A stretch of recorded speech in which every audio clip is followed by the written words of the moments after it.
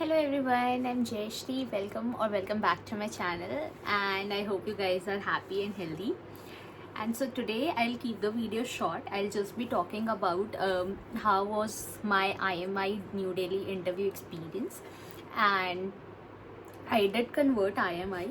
So I'll just tell you about the entire process. Okay, so let's start with the form. So IMI has its form which you need to fill. Form closes after CAT, and also they generally reopen their forms, which means that if you did not fill the form before the deadline, they generally extend the deadline. So like I filled it before the deadline, but my friends filled it after the deadline when it got extended. So they generally extend their deadlines. After you fill the form and after the CAT results are out, receive a mail for the interview. Now the thing is, you can have your interview at any point of time. Their interview 3 months of time span they have, and they take interviews in that. So I received a mail saying my interview was at this particular date. It was also around April, I guess. So yes, I got this mail that my interview was at this particular date and this particular time, and I had to join the link of the meeting. So it was basically a Zoom meeting, Zoom video call, and I joined it at the time which they mentioned. And initially joined, they connected me with both the interviewers, and then the interview started. Both were male professors, and one was around 35 years of age, and other would be around 50 years of age. So these were the two professors. It was a very smooth interview. It was not a pressured interview or stress interview like that. They just asked me first the basic HR questions, and then I was asked on my graduation subjects as well. So they directly asked me to name 10 subjects. So that happened. Asked me technical questions on my subjects. Professor, who was older, directly asked me, tell me the entire process of how do you develop a drug, right? So I don't know why, but every time in my interview, whenever I'm asked a technical question, these 2-3 questions popped up every time. What is API? How do you get a drug patented? And what is the complete process of drug development? So these 4 questions were like the most asked questions from my graduation. So I answered them. I explained all the 4 phases of trials, clinical trials which happens and everything.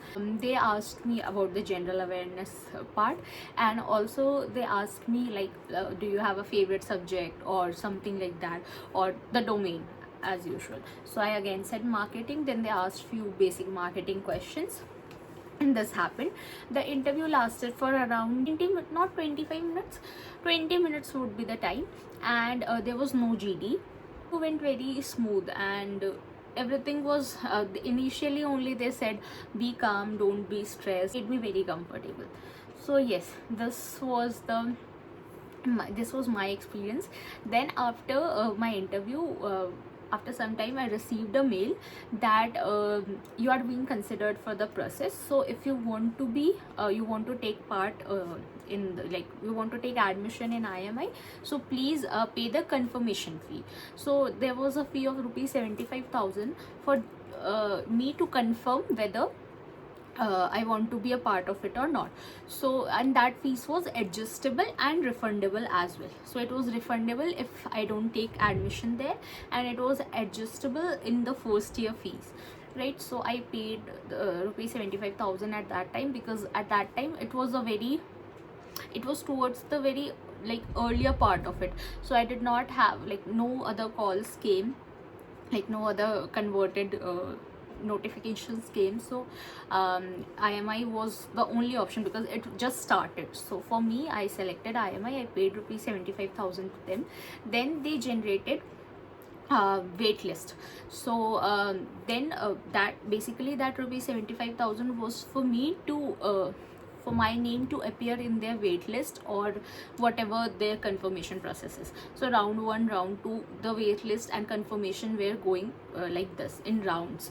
So I also received round 2, I received my confirmation that I was selected for the process, for the course, and if I wanted to take part in the program. So if I wanted to join IMI, I need to pay the first year fees, which was again around 3,15,000.